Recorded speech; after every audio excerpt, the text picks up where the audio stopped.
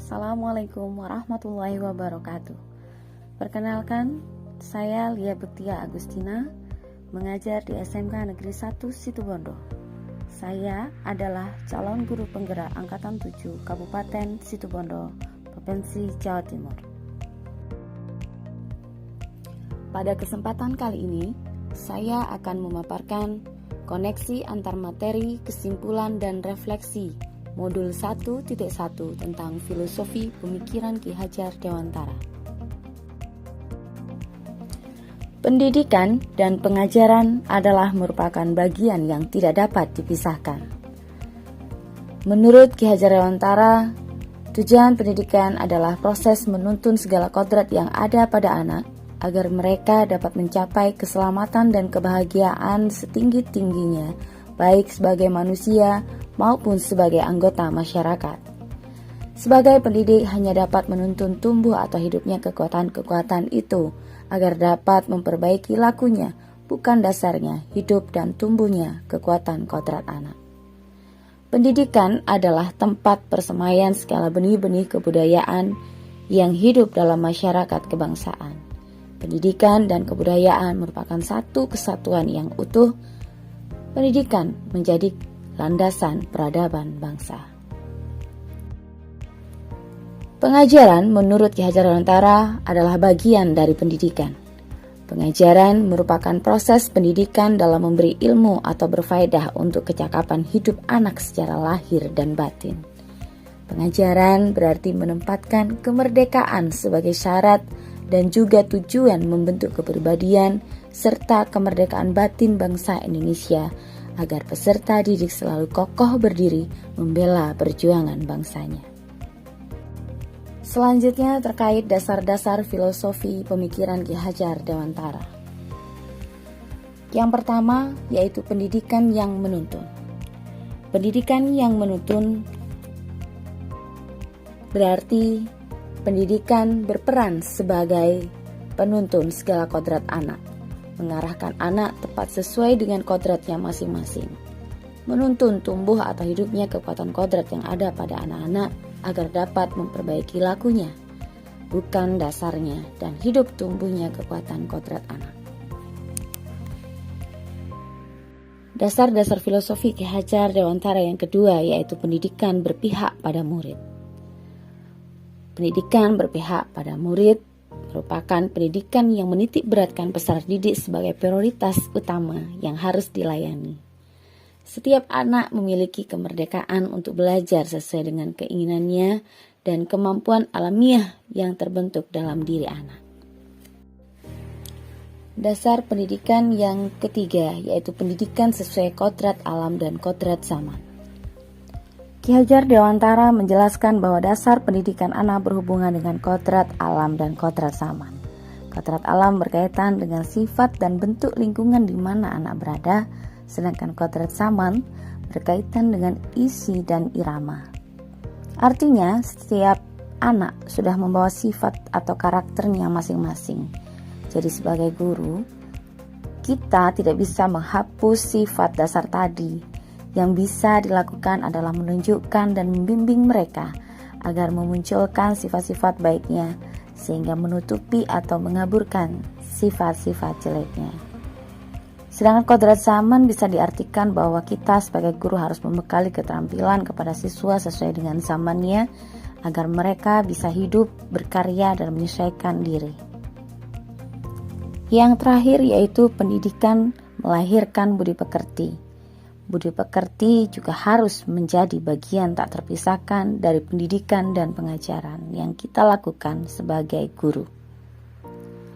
Guru harus senantiasa memberikan teladan baik bagi siswa-siswanya dalam mengembangkan budi pekerti. Kita juga bisa melakukan kegiatan-kegiatan pembelajaran di sekolah untuk menanamkan nilai-nilai budi pekerti atau akhlak mulia kepada anak.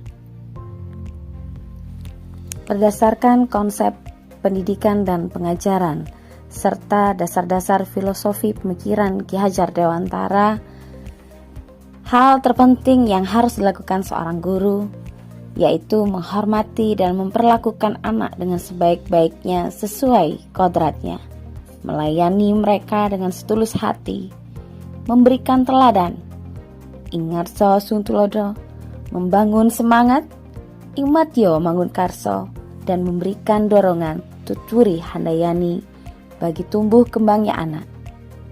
Menuntun mereka menjadi pribadi yang terampil, berakhlak mulia, dan bijaksana, sehingga mereka akan mencapai kebahagiaan dan keselamatan.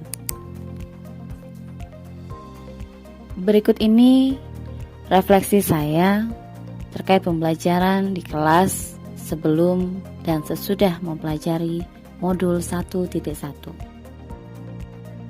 Apa yang Anda percaya tentang murid dan pembelajaran di kelas sebelum Anda mempelajari modul 1.1? Yang pertama yaitu pembelajaran yang diberikan hanya sebatas transfer ilmu. Peran guru lebih dominan dibandingkan dengan siswa. Biasa disebut dengan teacher center, dan siswa dituntut untuk mengikuti pembelajaran sesuai keinginan guru tanpa memperhatikan kodrat anak pada masing-masing murid.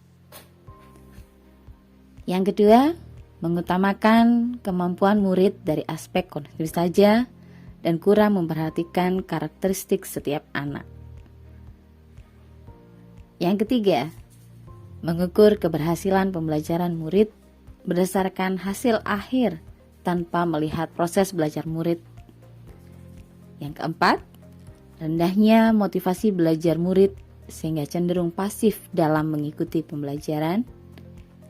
Dan yang kelima, memberikan hukuman pada murid yang tidak disiplin merupakan cara yang tepat untuk merubah perilaku murid. Selanjutnya yang kedua, apa yang berubah dari pemikiran atau perilaku Anda setelah mempelajari modul ini? Ada beberapa hal yang berubah, diantaranya yang pertama, pembelajaran tidak lagi berpusat kepada guru. Pembelajaran berpusat pada murid atau student center, dan menyadari bahwa guru bukan lagi satu-satunya sumber belajar. Lalu mengenal dan menghargai setiap perbedaan karakteristik murid. Selanjutnya merancang dan melaksanakan pembelajaran yang menarik dan menyenangkan. Kemudian memberikan kebebasan kepada murid dalam menyelesaikan tugasnya sesuai minat, bakat, juga kreativitasnya masing-masing, serta menuntun murid dalam mengembangkan potensi dan bakat yang dimilikinya sesuai dengan kodrat alam dan kodrat zaman. Yang terakhir, saya pun melakukan pendekatan personal pada murid yang melakukan kesalahan. Tidak lagi ada hukuman ataupun punishment. Refleksi selanjutnya, apa yang dapat segera Anda terapkan lebih baik agar kelas Anda mencerminkan pemikiran Ki Hajar Dewantara? Yang saya lakukan adalah yang pertama, merubah pola pikir bahwa guru bukan satu-satunya sumber belajar dan guru tugasnya adalah menuntun murid sesuai kodratnya. Selanjutnya, menerapkan konsep merdeka belajar.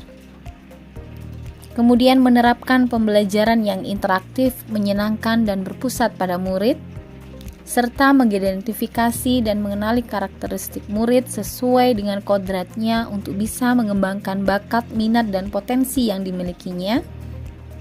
Dan yang terakhir, kita sebagai guru memiliki sikap among dan memaknai semboyan Ki Hajar Dewantara, yaitu ingarso sung tulodo, ingmadyo mangun karso, dan tuturi handayani.